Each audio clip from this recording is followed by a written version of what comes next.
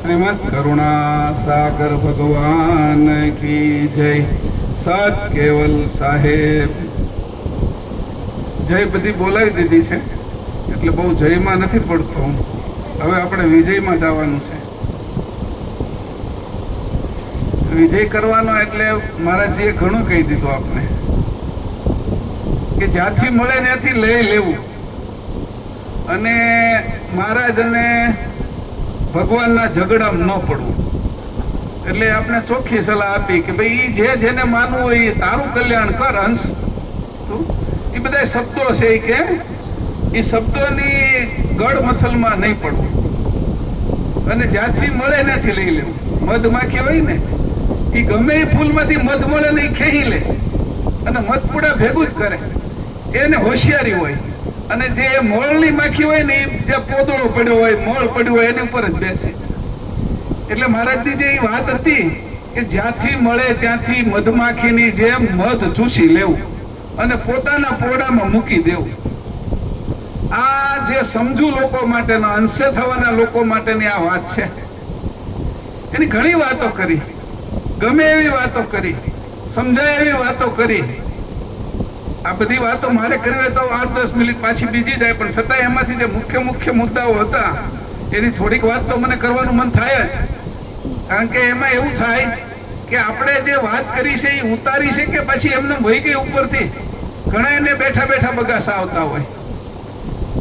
એટલે આ તો હું છે બોલની ત્યારે ખબર પડે કે કોણ હલે છે, કોણ દાંત કાઢે છે. નકર બધું એમને જ જતું હોય ઉપર ઉપરથી. જાગ્રતમાં સ્વપ્ન અવસ્થા લાગે. મહારાજે કીધું એક વિષય આવ્યો હતો કે જે જાગ્રત હોય તો બધું બોલી શકાય, કે સપનાની અંદર બોલી ન શકાય. પણ સ્વપ્ન અવસ્થામાં પછી જાગ્રત અવસ્થા લાગે તો એમાં બબડે માણસ, એ બકે. આપણે કહીએ હું બકતો હોય છે એને ખબર ન હોય હું બકે, પણ એ સપના વિશે પેટામાં જાગ્રત અવસ્થા લાગી. એમ આપણે અહીંયા બેઠા છીએ અને જાગ્રતમાં સપના લાગે પાછું. તે મહારાજ જે બોલે કઈથી જે બોલાય એ કઈ યાદ ન રહે આપને, એ ઉપરથી હોઈ જાય. એમાં વળી સુસુપ્તિ લાગે. કારણ કે 5 અવસ્થા આપણી છે એના પેટા અંતરમાં પણ પાછી 4 અવસ્થા રહી છે.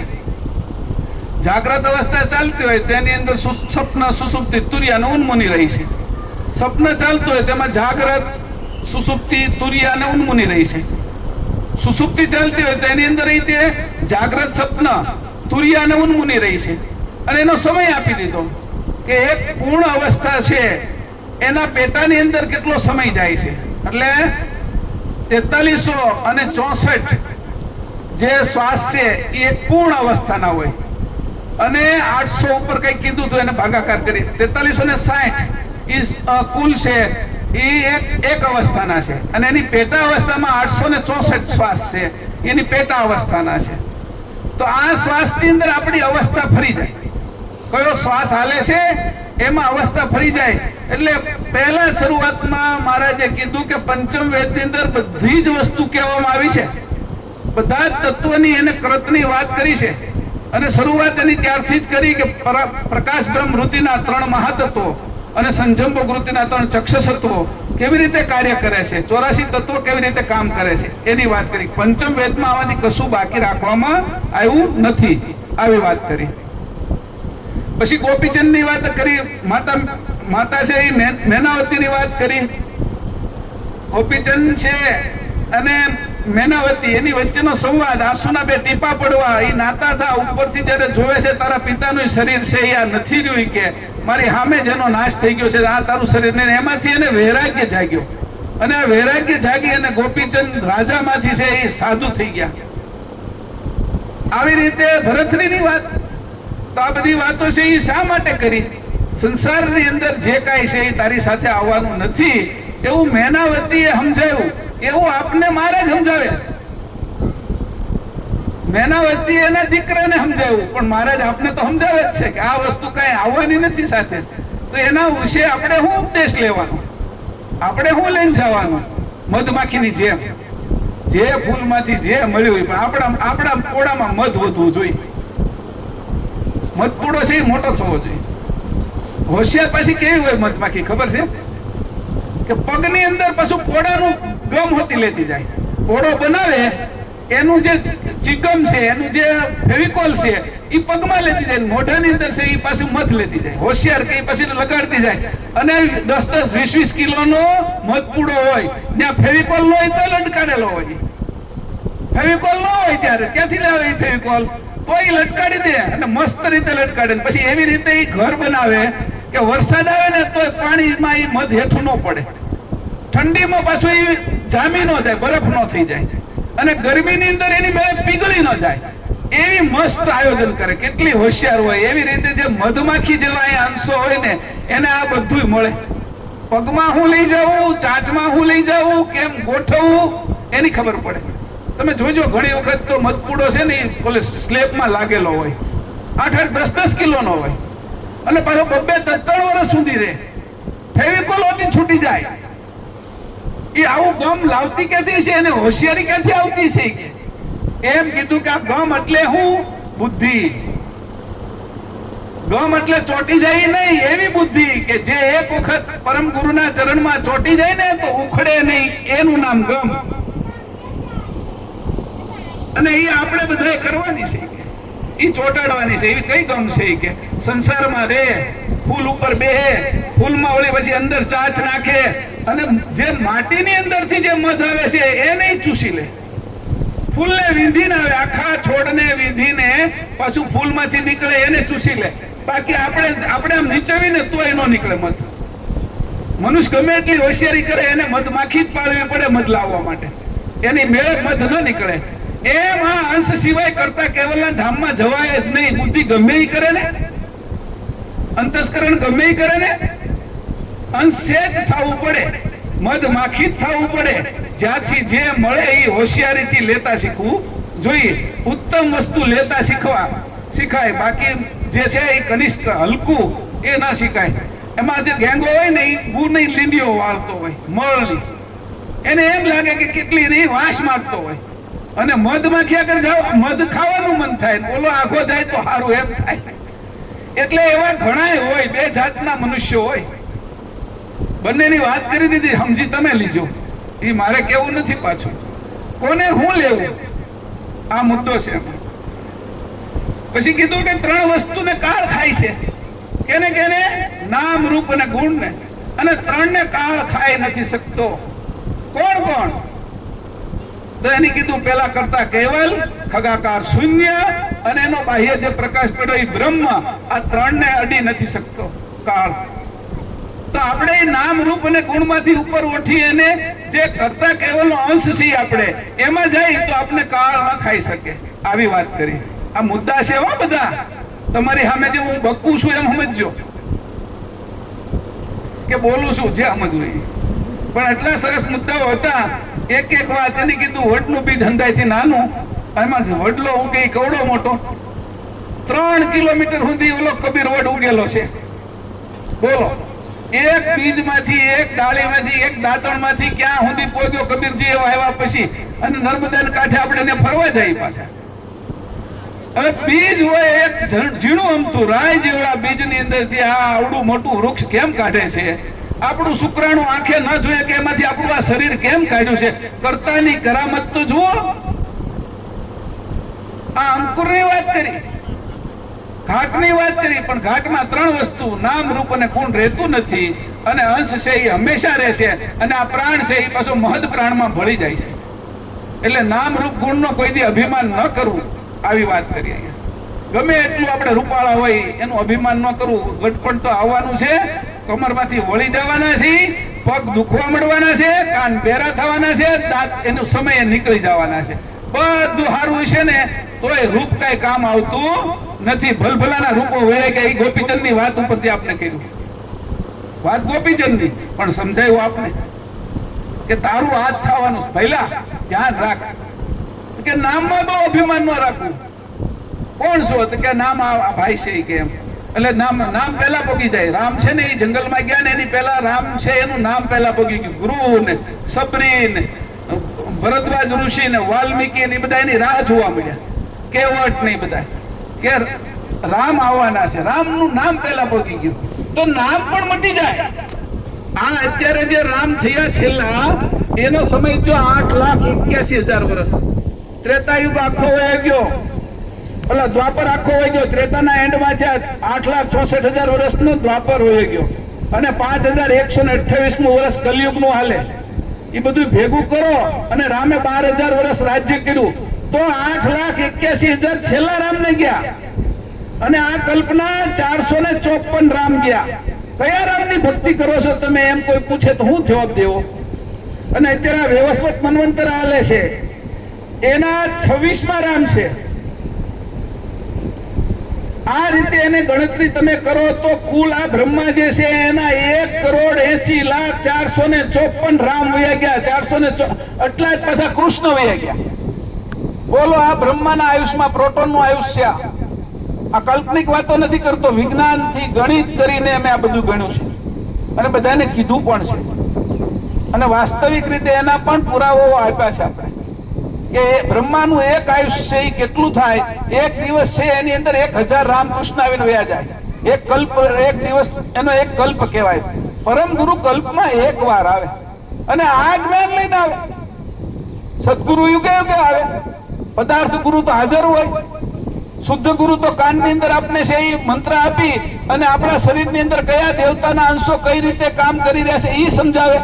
4 પ્રકારના ગુરુનું વર્ણન પરમ સિદ્ધાંત પ્રણવ કલ્પતરુમાં કર્યું છે. તો આ રીતે કીધું અહીંયા કે આ જોવાનું. પછી એને કીધું કે આ હિંસા શા માટે કરવી, નિર્દોષ પ્રાણીને શા માટે મારવા, એટલે અહિંસા એને દુઃખ નહીં થતું હોય એવી પણ વાત કરી. હૃદયસ્પર્શી વાત હતી. આ બધા વિષયો છે. પછી બીજી વાત કરી પેલા આના સાથે હિંસા ન કરવા માટે એક રાજાના 2 પ્રધાનો, એક તામસી વૃત્તિનો ને એક સાત્વિક વૃત્તિનો, અને ઓલો 32 લાખ સોના મોરો લઈ આવ્યો એક રાતમાં. અને પેલાના મનમાં એમ થયું કે જંગલની અંદર પશુ પક્ષી ઘણાય છે, ખાઈ જઈશું કે ભક્ષણ કરશું. તો કે આવો વિચાર છે એ ખોટો છે અને સાત્વિક વિચાર છે એ સાત્વિક રીતે. પછી એનો કાળ જે હતો, જે એમાં કીધું ને કાળ બેઠેલો, એટલે કીધું કે આપણે ઋતુ નહોતી બરાબર ને વરસાદ નહોતો થયો એટલે કાળ ચાલતો હતો અને આ કાળની અંદરથી નીકળી જવાનો રસ્તો પણ સાત્વિકે બતાવ્યો. તામસી વ્યક્તિ ન બતાવી શકે. એટલે આપણે પણ સાત્વિકતા ધારણ કરવી જોઈએ એવો એની વાહેનો ઉપદેશ હતો. પછી કીધું કે આ શરીરની અંદર જે મંત્રની વાત કરી, જ્ઞાન અને વિજ્ઞાન અને મંત્ર છે, એમાં એને કીધું કે મહામંત્ર છે, અમર મંત્ર છે, તારક મંત્ર છે. મંત્રને સમજવા, મંત્રનું રટન ન કરવું. પેલા કબૂતરની જેમ કીધું ને, પારધી આવે ને ઉડી જવું. કે તો એ જે વાત હતી એમાં એને કીધું પારધી આયા, ઝાલ બિછાયા, દાના ડાલા, ઉત્તરના મત એમ કીધું. એ બધાએ મોઢે રાખી લીધું. પારધી આવ્યો, ઝાડ બિછાવી, દાણા નાખ્યા ને ઓલા ઉતરીને ખાવા મળ્યા. એને મંત્ર આવી ગયો મગજમાં. એ બોલ્યા કરે કેવલ કેવલ કેવલ, પણ કેવલ હું છે એ ન જાણે. એને શું કરવું? મહામંત્ર આપ્યો કે આજ સક્રત સ્વરાજ કરુણેશ કેવલ ત્વમ નમામી. બોલ્યા કરે પણ જાણે નહીં. ઓલા પક્ષીની જેમ કે કરવાનું છે એની એમ કીધું. બહારથી આવે તો ઉતરતા નહીં અને ઉડી જાજો બહાર, તો ઉડે નહીં અને એમને બેઠા રહે અથવા છે એ ઉતરી જાય નીચે. તો ઓલો પારધી તેને લઈને વયો જાય ને કાળનો ચારો થઈ જાય. આપણે આ બધા મંત્ર બોલી, ઓહં સોહં સત્સર્ણમ જુગલ રૂપમ ત્વમ નમામી, અલ્પજ્ઞહં સર્વજ્ઞહં સત્સર્ણમ જુગલ રૂપમ ત્વમ નમામી. આ બધા મંત્ર આપણે બોલી, એનો અર્થ શું? એ બોલવા માટે છે કે ક્રિયા કરવાના છે? આ બધા મંત્ર એને કીધું શેરો બનાવો, એટલે ઓલા કીધું શેરો બનાવો, શેરો બનાવો એમ કરીને માળા જપવા મળે નથી, શેરો બની જતા છે. શીરો કરવા માટેની ક્રિયા કરવાની વાત છે આમાં. ઓહં અને સોહં શું છે? તો કે બે જે ઉપરનો 12 આંગળનો જે છે પ્રદેશ એ સોહં પ્રદેશ છે અને નીચેનો 52 આંગળનો છે એ ઓહં પ્રદેશ છે. એ આજ્ઞા ચક્રે મળે છે. ઓહં અને સોહં અહીંયા ભેગા થાય છે, જંકશન છે. એ જંકશન ની અંદર ઓહં સોહં સત શરણમ, ત્યાં મારી વૃત્તિ રહે અને વૃત્તિની અંદર આ 2 શરણ છે એ પરમ ગુરુના છે. એવી રીતે ધારણા કરીને એ પરમ ગુરુના ચરણમાં સ્થિર થવાની વાત છે. એના બદલે આપણે બકતા રહી. આ ક્રિયા કરવાની છે. એની અંદર મંત્ર એને કહેવાય. શબ્દ નથી, આ વાક્ય નથી, આ મંત્ર છે. એની અંદર ક્રિયા કેમ કરવી એ સમજાવ્યું છે. અલ્પજ્ઞ અંગ, હું અલ્પજ્ઞ છું. કરતા કેવલનો સર્વજ્ઞ અંગ છે, જે સર્વજ્ઞ જાણ છે. મારી જાણ અને એની જાણ મારે એક કરવાની છે. એ કેવી રીતે કરવાની? દોરો છે એ આપણે સોયમાં પોરવવો હોય તો પોરવવાનો ક્યાંથી? એનું જે નાકું હોય એમાંથી પોરવવાનો ને.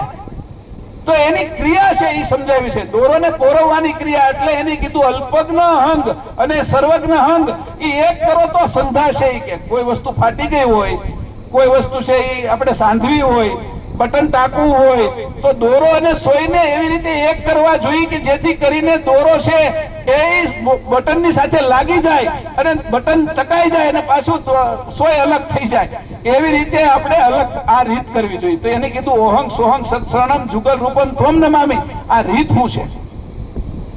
આ ગુપ્ત રહસ્ય શું છે? આની ક્રિયા શું છે? આ ક્રિયાને સમજવી એનું નામ મંત્ર છે. બાકી તો વાક્ય અને શબ્દ છે અને એ પ્રમાણે કરવું. કીધું એને તો આ કીધું પોપટ આવે ઉડી જવું. હું તો ઘણી વાર કહેતો કે સાધુએ શીખવાડી દીધું કે હે પોપટ કે પારધી આવે ને ઉડી જવું.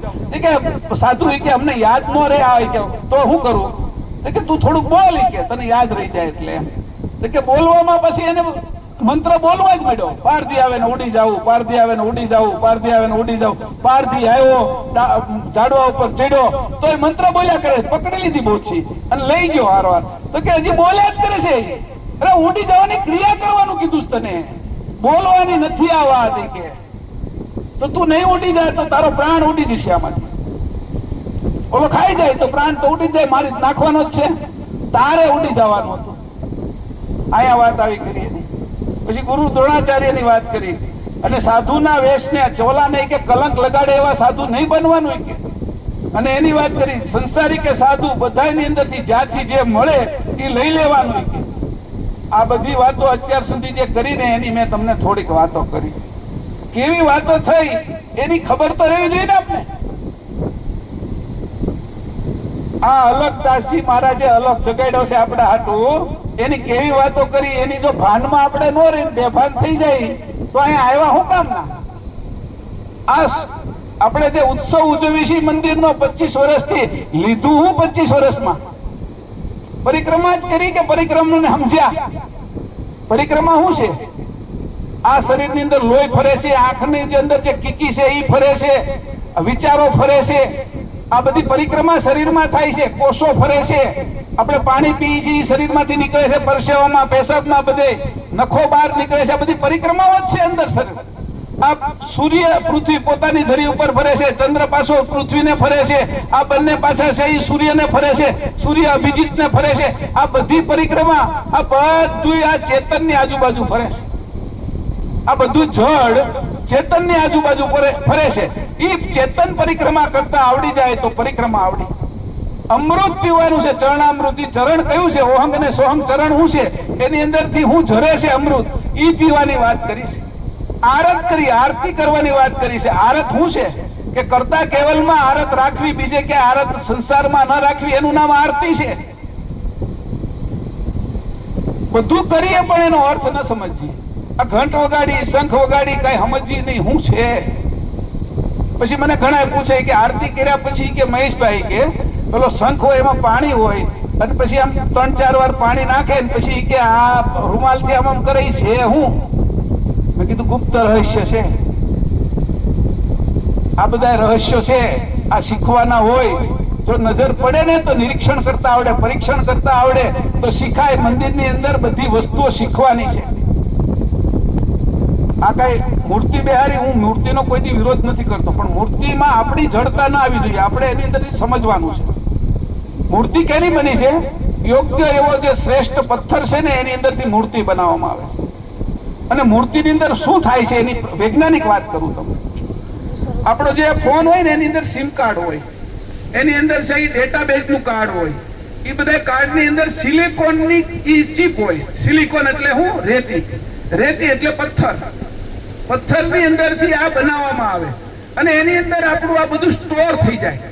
તમે જેટલા મેસેજ કરેલા હોય, એમાં જે વિડીયો ઉતારેલા હોય, ફોટા પાડેલા હોય, એ બધું સ્ટોર થઈ જાય. પથ્થરની અંદર વસ્તુને સ્ટોર કરવાની શક્તિ છે. એ આપણા ઋષિમુનિઓ ત્યારથી જાણતા હતા કે મંદિરમાં મૂર્તિ બેસાડો અને 5-10 હજાર વ્યક્તિનું જે ગામ હોય એ ગામમાં જે આસ્થા વાળા, એની પૂજા કરવા વાળા, એની શ્રદ્ધા અને વિશ્વાસ રાખવા વાળાનો વિશ્વાસી પથ્થરની અંદર ભેગો થાય, એનો સ્ટોર કરી લે. ઘણો પથ્થરને વિંધીને બહાર નીકળી જાય.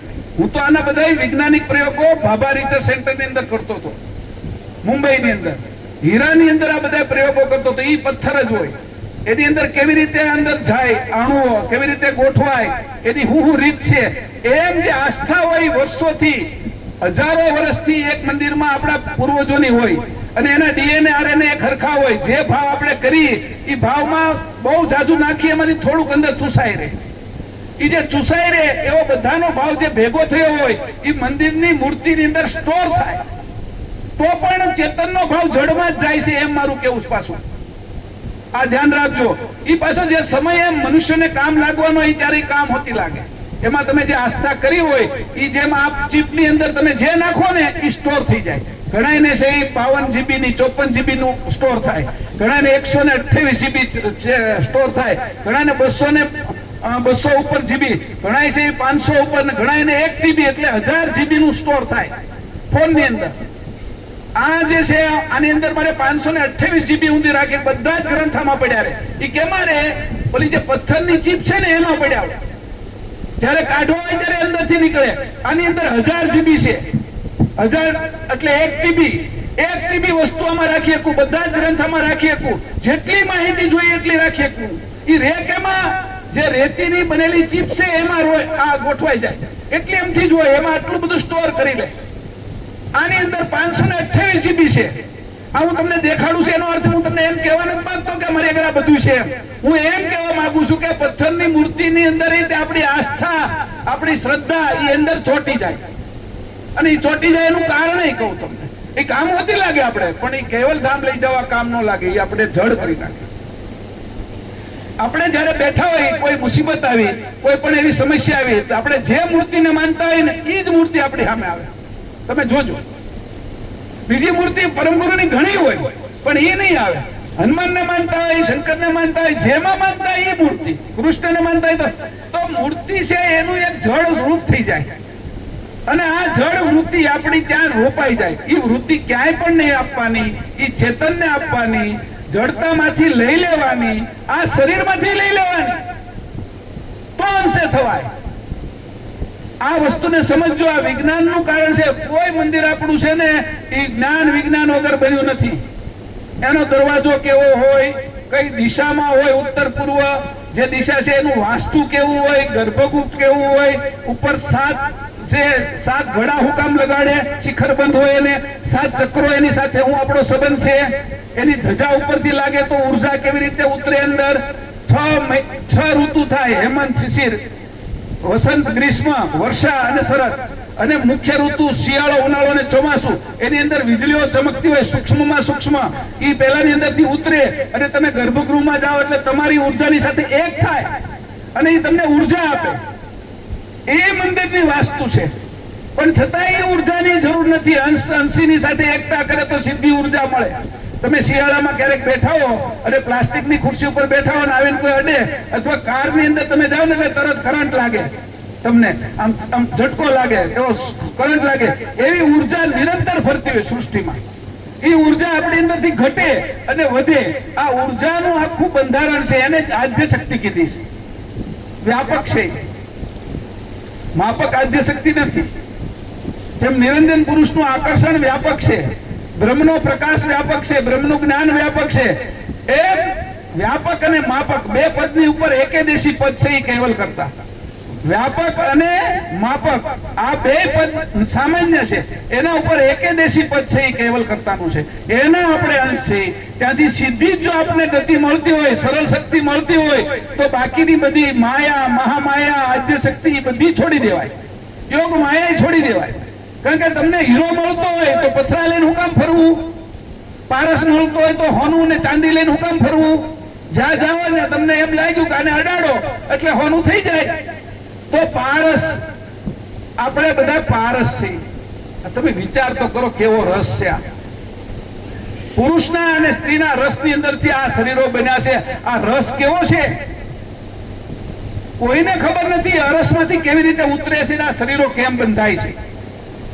અરસમાંથી રસ બને, રસમાંથી આ બધા ઘાટો બને. આ ઘાટોની જે પ્રક્રિયા છે એ પરમ ગુરુએ પંચમ વેદમાં સમજાવી છે અને નરવેદને સોગંદ આપ્યા કે તું કોઈને કહેતો નહીં. આ રીત છે કે આ મારા ભાલ તિલકની રીત છે કે તું ભાલ તિલક રીતે કેવી રીતે આમાં આવ્યો છો, આ ઘાટમાં કેવી રીતે ભરાણો, એની ઉલટ ક્રિયા તારે કરવાની છે. એટલે ઉલટ ક્રિયાના 14 અંગો ઉપપ્રકરણો એમાં લખ્યા. આ ઉપપ્રકરણોની અંદર વાત કરી કે ઉલટું થવાની ગતિ શું છે, ઉલટ ક્રિયા શું છે. 84 તત્વોની ઉલટ ક્રિયા અંકુરમાં છે અને અંકુરમાંથી ઉલટ ક્રિયા કરવાની. અંકુરમાંથી આપણે અહીંયા આવ્યા છીએ. આ આપણું જ્ઞાન અંકુરી જ્ઞાન છે, સત્ય જ્ઞાન છે, કોઈ કાલ્પનિક જ્ઞાન નથી.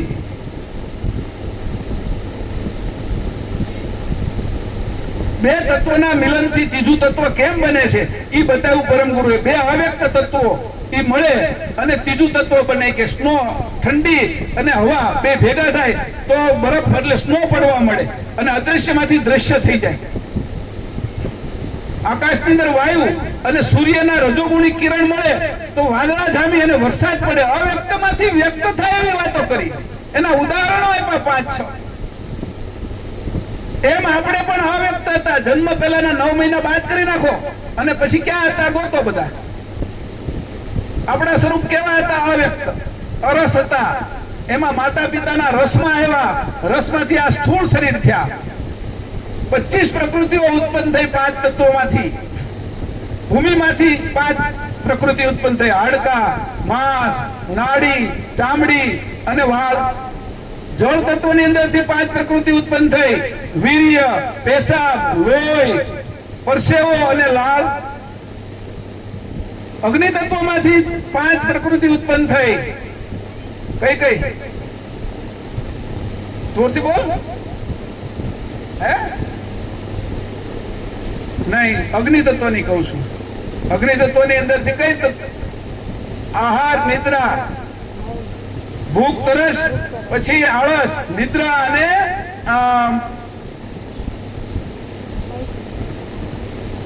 આહાર, નિદ્રા. આ 5 પ્રકૃતિ અગ્નિ તત્વમાંથી થઈ. વાયુ તત્વની અંદરથી પ્રસરણ થવું, સંકોચન થવું, બળ કરવું, બોલવું અને ચાલવું. અને આકાશ તત્વની અંદરથી 5 પ્રકૃતિ ઉત્પન્ન થઈ, લોભ, કામ, ક્રોધ, મોહ અને ભય. આવી રીતે 25 પ્રકૃતિ 5 તત્વોમાંથી બની. આ 9 મહિનાની અંદર આખું શરીર અવ્યક્તમાંથી વ્યક્ત થઈ ગયું. હવે આ શરીર છે એ વ્યક્ત છે, એની અંદરથી અવ્યક્ત થવાની રીત ગોતવી જોઈએ. જો હું અંકુરની અંદરથી મનુષ્ય થઈ શકતો હોઉં તો મનુષ્યમાંથી હવે હું શું થઈ જાઉં, આગળનું સ્ટેજ શું છે એનો વિચાર કરવો જોઈએ. એક બેક્ટેરિયામાંથી હું મનુષ્ય થઈ શક્યો, એનું વાતાવરણ મળ્યું, યોગ્ય સમય મળ્યો અને હું પાકીને મનુષ્ય થઈ ગયો તો મનુષ્યમાંથી હવે હું ઉપર જાઉં, કઈ રીતે જાઉં, આનાથી આગળની ક્રિયા શું થાય એનો વિચાર કરવો જોઈએ. નકર તો મનુષ્ય મરી જઈશું.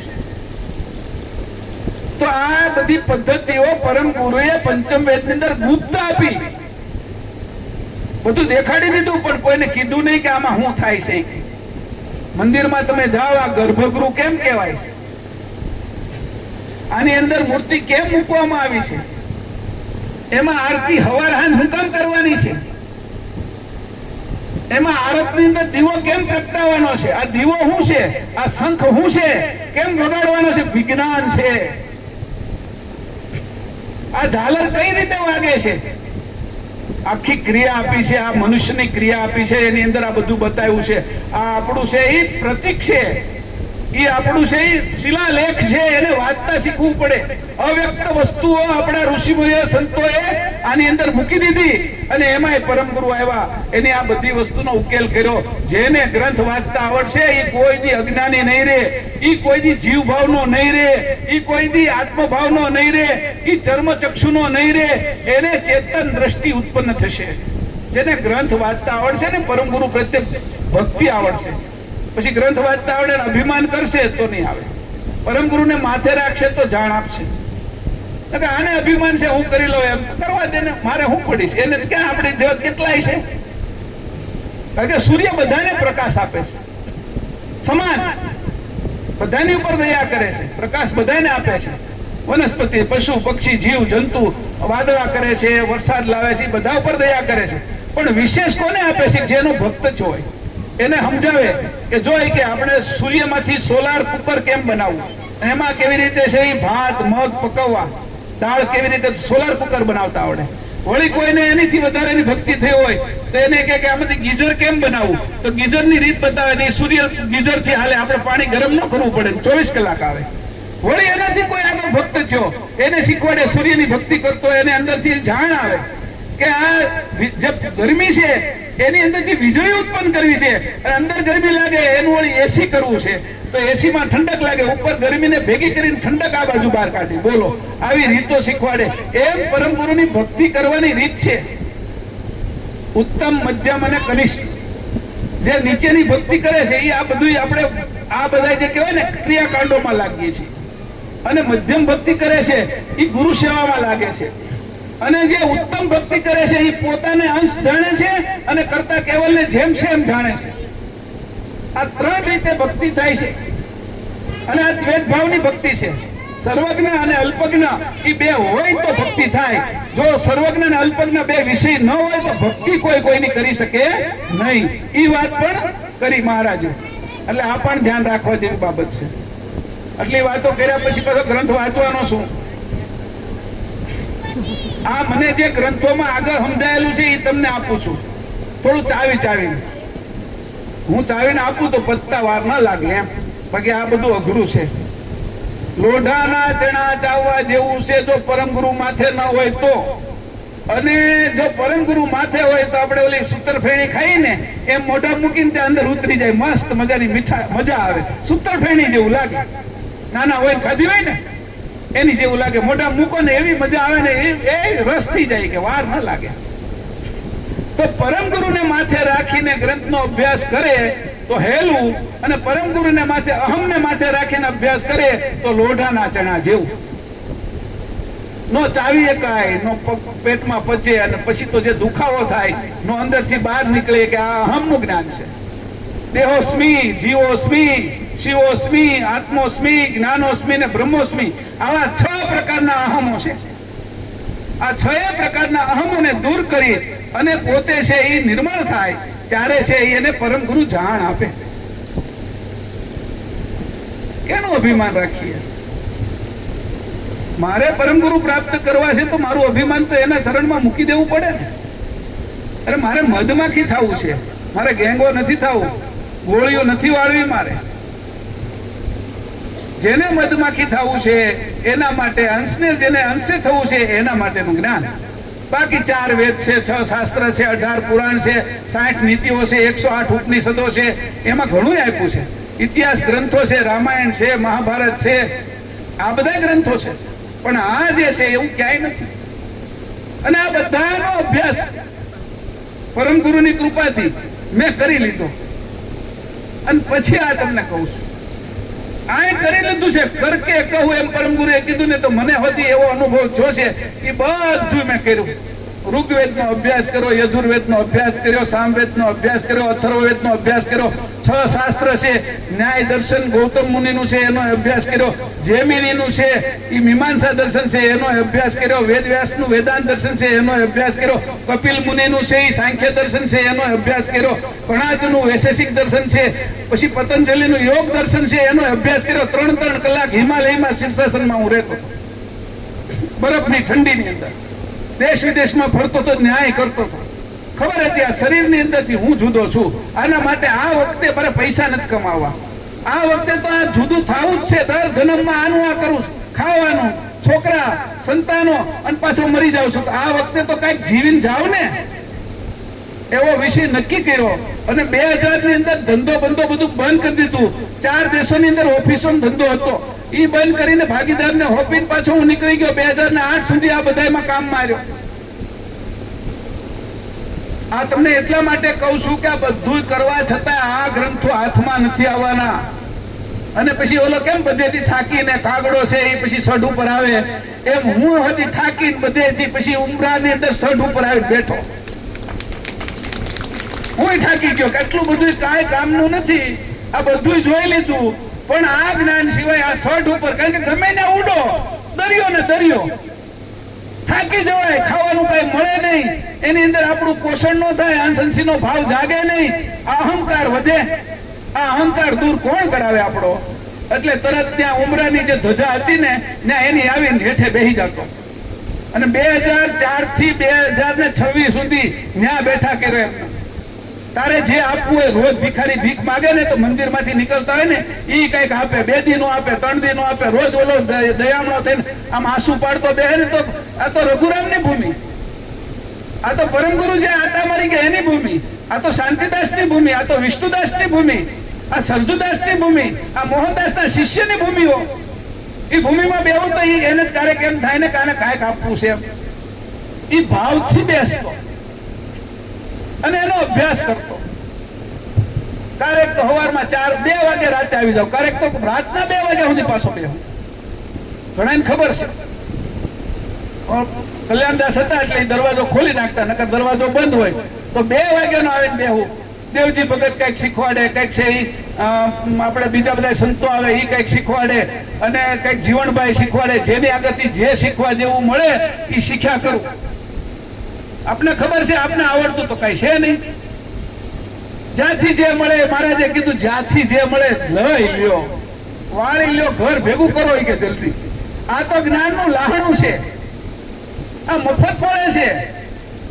બાકી વાળ કપાવા જવા હોય તો મફત કોઈ કાપી નથી દેતો. આ જ્ઞાન મફત મળે છે, પરમ ગુરુએ મફત આપ્યું. આટલું મોટું જ્ઞાન, એનો ઉપકાર આપણે ન કરીએ અને અપકાર કરીએ તો આપણે છે મનુષ્ય નથી, પશુ.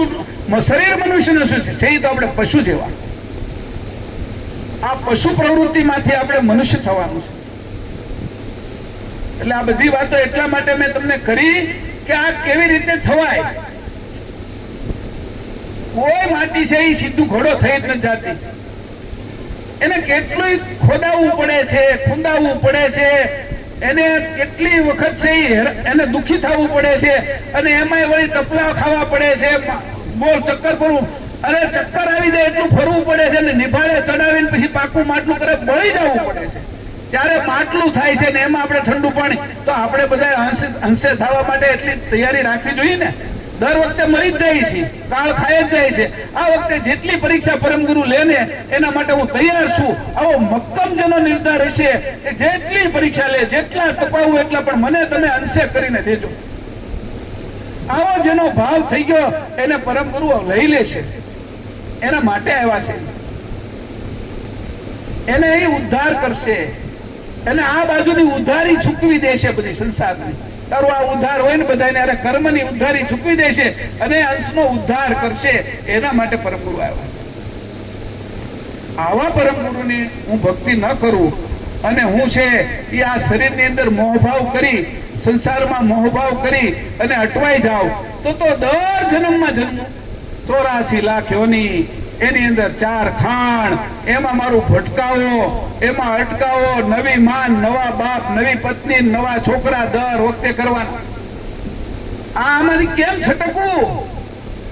સાધુ સંત ધ્યાન ન રાખે તો એને શિષ્યની માયા લાગે, એને મંદિરની, એને આશ્રમની માયા લાગે. જ્યાં પધરામણી વધારે મૂકે ને પગમાં, ત્યાં વધારે થોડીને જવાનું મન થાય. અને જ્યાં કઈ ભાવ ન મૂકે ને ત્યાં સાધુ સંતને મોઢું બગાડી હોતી જાય. તો આ બધા પાછા એમાંથી લટકે નીકળ્યા છે પરમ ગુરુ અને લટકી જાય વચ્ચે. અરે એને આપવું હોય તો ઈ મારો બાપ છે, ઈ આપશે મને. કેટલું મારે ક્યાં બધા આગળ માંગવાનું? મારે તેની આગળથી લઈને આ બધાને આપવાનું. એવો જેનો ભાવ છે એ સાધુ છે. પરમ ગુરુ આગળથી, કેવલ કરતા આગળથી લઈને જે એના શિષ્યોને બક્ષિસ કરે છે એનો જેવો ભાવ છે એને ક્યાંયથી મન નથી થતું કોઈને આગળથી કઈ લેવાનું, કોઈની સેવા કરાવવાનું. એવા સાધુઓ છે વચ્ચે નહીં લટકી રહે.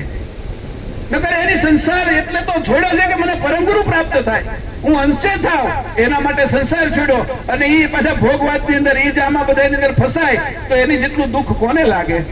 એ કેટલા દુઃખી થાય. પછી કીધું કે ભાઈ આનું શું કરવું? એટલે ઓલા યુધિષ્ઠિરને કીધું ન્યાય કરો. કે આનો કે આ તો સમજવું જ નહીં, કે આને સમજ્યા વગર આ તો કે પરમ ગુરુના સ્થાનમાં ક્યારેય નથી આવ્યો, એને ભાન જ નથી, એને 6 વર્ષની સજા આપો. કે આ પરમ ગુરુના અહીંયા આવે છે ખરો પણ કઈ કથા કીર્તનમાં બેસતો નથી, આને 12 વર્ષને આપો. આ કથા કીર્તનમાં બેસે અને છતાંય આ ગુનો કર્યો કે તો એને 24 વર્ષની આપો. પણ જે સાધુ થઈ ગયા છે ને એ ગુનો કરે એને શું કરવું? એનું મારે કેવું નથી, એ તો તમે સમજો છો. આ જીવન કારાવાસની સજા કે બોલો કેવું મેં જેના માટે શરીર ઘર છોડ્યું છે, પત્ની નથી કરી, છોકરાઓની સામે ધ્યાન નથી દીધું, મેં મારા માતા પિતા છોડ્યા, ઘર બાર છોડ્યું, સંપત્તિ છોડી, ધંધો છોડ્યો પરમ ગુરુ માટે, અંશે થવા માટે, અને એ લક્ષ્ય ભૂલી જાઉં હું તો કેટલો મૂર્ખ બનું. અર્જુનને લક્ષ્ય યાદ રહેતું તું, એને આંખમાં પક્ષીની આંખ જ બતાતી હતી. એમ જે લોકો આ બધા નીકળ્યા છે, આપણા બધા અંશો, એને અંશ અને અંશી સિવાયનું કાંઈ નથી જોતું. એવો મક્કમ નિર્ધાર હોય તો એ અર્જુન થાય. બાકી ભીમને કેરી દેખાય, આલો કેરી હારી આવી છે કે ચૂસાય છે કે એવો આપણે ભીમ નથી થવાનું, અર્જુન થવાનું છે. અને અર્જુન નથી થવાનું, અંશે થવાનું છે. એના તો ગુરુ દ્રોણાચાર્ય હતા, એની અલ્પ બુદ્ધિ હતી. આપણા ગુરુ તો પરમ ગુરુ, આહા મહદ બુદ્ધિ, નવ બુદ્ધિ અને 16 વિભૂતિ લઈને જે આવ્યા છે, એના આપણે શિષ્ય છીએ. ક્યાં કેવું મળે છે અને કેવું ભોગવીએ છીએ આપણે. જેનું મન ક્યાંય આડું જતું નથી, એને જ પરમ ગુરુ છે એ લેવાના છે, એને જ લે ને. જે દીકરો છે એ જે માતા છે એની પોતાની માતા પ્રત્યે એવો ભાવ અને પ્રેમ કરે છે, તેની માતા એને ઉંચકી લે છે. આ હમણાં તમે ધુરંધર 1 ને 2 જોયા હશે કદાચ કોઈએ, તો આપણા જે ત્યાં જાય ને ગુપ્તચર, એ ગુપ્તચર પાકિસ્તાનમાં રહેતા એને ભારત કેટલી મદદ કરતું હોય ખબર ન હોય. તો એમ આપણે ગુપ્તચરણ કરવા આવ્યા છીએ અંશો પૃથ્વી ઉપર.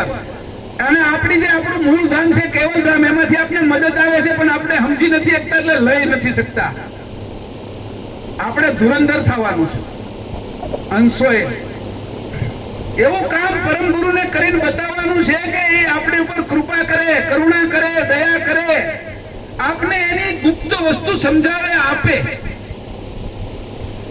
જે માઇક આંગલા એમ કઈ ના મળે. સુરવીર હોય એની કિંમત થાય. નાની નાની વાતની અંદર જે રોકાઈ જતા હોય, જે પોતાનો રસ્તો બદલી નાખતા હોય, જે બીક લાગતી હોય, એને આ માર્ગનું કામ નથી, આ તો સુરાનું કામ છે એમ કે છે. તો પેલા કે ને હિરલા એરણમાં ઓરાય કે માથે ઘણ કેરા ખાય, ફૂટે એ તો ફટકિયા કહેવાય, ખરાની ખરે ખબરું થાય કે હિરલા એરણમાં ઓરાય, માથે ઘણ કેરા ખાય, ફૂટે તો ફટકિયા કેવાય, ખરાની ખરે ખબરું થાય. આ છે કે જે મોતી સાચું હોય ને એ ફૂટે નહીં, તૂટે નહીં. ઘણમાં ગરી જાય, કા હેરણમાં ગરી જાય, કા છટકી જાય, અને બાકી જે કાચા પોચા હોય ને એ તો ફૂટી જાય, ફાટી જાય. એના માટે આ માર્ગ નથી. આ તો ખાંડાની ધાર ઉપર, તલવારની ધાર ઉપર હાલીએ કે એનો માર્ગ છે. આ અંશંશીનો માર્ગ છે. બાકી સંસારમાં રહ્યો મોજ કરો ને, અને હાજે કે ઓર્ડર આપો તો ઘરે પીઝા આવી જાય. આઈસ્ક્રીમ ખાવા એટલે હાજે ખાવ, મજા આવશે. કેરી બધી બહુ સારી મળે. અરે ઉબડિયાનો પાન નહીં શિયાળામાં, મોજ કરો ને. એ બધી મોજ જેની છોડી દીધી છે, અને એને હવે આ અન્નમય ખોરાક, આ ભૂચરનો ખોરાક નથી જોતો. હવે તો મારે ભૂચર અને ખેતર ઉપરનો ખોરાક લેવો છે, પરમ ગુરુની જાણ રૂપી ખોરાક લેવો છે. એવા જે છે આજે જે થાળ ધરાવતા હતા ને, એમાં તે છે એ ઓલી થાળની શું કહેવાય એને, આ થાળની આરત હતી, એમાં કેટલી ગુપ્ત વાતો કરી છે. આપણા સંપ્રદાયની અંદર જે થાળ ધરીને એમાં અન્નનું વાત નથી કરતા, મેવાની વાત નથી કરતા, મન રૂપી મેવાની વાત કરી, પ્રાણ રૂપી અર્પણ કરી છે. અને એની કીધું આરત રૂપી જળ તમને આપી છે. આવી વાતો છે, જુઓ તો ખરા. એની ન કીધું તમને મેસૂબ આપું છું, તમને ગુલાબ જાંબુ આપું છું, તમને શ્રીખંડ આપું છું, એવું નહીં કીધું. પાન બીડા કેના કીધા? એટલું બધી ઝીણી ઝીણી વાતો કરી છે. જ્ઞાન સંપ્રદાય છે આ, કઈ અજ્ઞાનીઓને અહીંયા ઉભા રહેવાનો સમય નથી કે એ ઉભો ન રહીએ કે. એટલે આ જ્ઞાન સંપ્રદાયની અંદર આવ્યા પછી પાછા હટાય નહીં, અને આવી ગયા તો હવે તો રહી જ ગયા. હવે જે થવું એ થાય, જે કરવું એ કરે. હવે પરમ ગુરુ તમે અમે બધા માટે હવે એકવાર માટી આવી ગઈ ઘરે કુંભારના, હવે જેટલું ખૂંદવું એટલું ખૂંદે, ચક્કરે ચડાવે તો ચક્કર ટપલા મારવા એટલા મારે, અને જે નિફાળામાં નાખીને 2 દી રાખે, 4 દી રાખે. હવે તો મક્કમ થઈ જવું છે, જે થાય. હવે પાછા નથી પડવું આ જન્મમાં. હવે અમારે આ ભાવ ગુમાવવો નથી. આ ભવરોગ મટાડીને જવું છે આ વખતે. આ ભવરોગમાં હવે અમારે હલવાવું નથી. એને કીધું ને કે 3 પ્રકારથી રોગ થાય છે, વાત, પિત્ત અને કફ. 140 રોગ થાય, વાતના 80 થાય, પિત્તના 40 થાય અને કફના 20 રોગ થાય. તો 120 રોગ થાય છે કે વાત, પિત્ત એ તો દવાથી મટે. પણ આ ભવરોગ કઈ દવાથી ન મટે, એ તો તમારી આરતથી મટે, તમારી સુરતાથી મટે, તમારી મક્કમતાથી મટે. આપણી બધાની, હું તમારી ભેગો જ છું પાછો, બોલું છું તમારું, પણ એમાં હું તો છું જ. મને પહેલા કહું ને પછી તમને કહું. નકર હારું મને કે તમે મને શિખામણ આપવા જ આવ્યા છો કે તમે જ કઈ કરતા નથી. એટલે હું કહું એમાં હું પણ ભેગો, તમને કહું ને એમાં. અહીંયા આ રીતે કીધું, આ પરમ ગુરુનું જ્ઞાન. હવે પ્રણવ કલ્પતરુમાં જ્યાં હતા એને પાછા પોગી. આમ વાતો કરવી છે તો આમ ગ્રંથ તો ઘણા વચાઈ જાય, પણ પરમ ગુરુ શું કહેવા માંગે સૂક્ષ્મ વાતો એને જોઈ લઈએ. ચોથી ચોપાઈ વાંચી હતી આપણે, એને ફરીથી લઉં છું. વિભૂતિ વેતોરુ આપન પુ જેનું દરસે દિવ્ય નેન પુની નિજ પદે સમરસ સોહી જાગ્રત સુખ ચેન. જે નિજ પદે સમરસતા, જેની પોતાની વૃત્તિ જોડી દીધી છે, એ આ જગતમાં સુખ અને ચેનથી રહેશે. બાકી મુકેશ અંબાણી અને નીતા અંબાણીની સુખ ચેન નથી. કે જેની આ વૃત્તિ છે એની કીધું સોહી જાગ્રત સુખ ચેન. એ જાગ્રત છે, એવો અંશ જાગ્રત થયો છે, સુખ ચેન થી આ જગતમાં રહી શકશે. આ જગત છોડશે તોય સુખ ચેન થી છોડશે, અને કેવલ ધામમાં જશે તોય પણ સુખ ચેન થી જશે. એને કોઈ જગ્યાએ દુઃખ નહીં પડે. કોણ કે જેને સદગુરુ જગાડે છે એવા અંશની આ ઘટના થશે. હવે 5મી ચોપાઈથી વાંચું છું. એહી વિધિ જગે સો જાગ્રત જેહી આગમ્ય હમ કીન નિજ કરતા ઓરુ આપન પુદર સે ભય અભિન. એહી વિધિ જગે સો જાગ્રત જેહી આગમ હમ કીન નિજ કરતા ઓરુ આપન પુદર સે ભય અભિન. એહી વિધિ, જે વિધિ મેં તમને આગળ કીધી, જાગ્રત નહીં. જાગ્રત કેમ થવાનું છે, મારે કેવી રીતે જાગવાનું? 24 કલાક મારા મનમાં અંશ જ છું એવો ભાવ હોવો જોઈએ. અને મારો કરતા કેવલ સાથે એકરૂપ છે. જેમ કમળ છે એની સૂર્ય હારે પોતાની એકરૂપતા જોડી દીધી છે. સૂર્ય ઉગે નહીં ત્યાં સુધી પોતે ખીલે નહીં, સૂર્ય આથમી જાય પછી પોતે છે એ મુરઝાઈ જાય. એવી કમળે છે એ સૂર્યની સાથે એકતા કરી છે. એ વિધિ પ્રમાણે હે હંસ તારે પણ કેવલ કરતા સાથે એકતા કરવી. એ વિધિ કીધી. એહી વિધિ સો જગે સો જાગ્રત. કઈ વિધિ એ કે કમળે જે રીતે સૂર્યની હારે એકતા કરી છે કિરણ દ્વારા, એવી રીતે અંશે છે એ કેવલ કરતા પરમ ગુરુ દ્વારા એકતા કરે. એવી વિધિથી જો જાગે એને હું જાગ્રત કહી શકીએ. જેહી આગમ હમ કીન, મેં તને આગળ વાત કરી હતી. જેમ કમળ છે એ સૂર્યની હારે એકતા કરે છે, એમ અંશ પરમ ગુરુ દ્વારા કેવલ સાથે એકતા કરે. આ વિધિ કીધી મેં કે નિજ કરતા ઓર આપનપુ, નિજ કરતા ના આપનપુ દર્શે ભય અભિન. કોઈ તાર નથી જોડેલો. પહેલા તો જે ફોન હતા ને એમાં વાયર આવતા, પછી વાયરલેસ આવ્યા. 200 મીટર સુધી આપણે જઈને ત્યાં સુધી સંભળાય. પછી પાછા 1000 મીટર ના આવ્યા કે 1000 મીટર સુધી તમે જાઓ ને તો ફોન કરી શકો. અને પછી મોબાઈલ આવ્યા, જ્યાં જાઓ ને ત્યાં ફોન કરી શકો. કારમાં બેઠા હો, હવે તો પ્લેન માંથી ફોન થાય. છેલ્લે હમણાં હું અમેરિકા ગયો તો પ્લેન ની અંદરથી વોટ્સઅપ થતા હતા. તો કે હવે બધી વ્યવસ્થા થઈ ગઈ.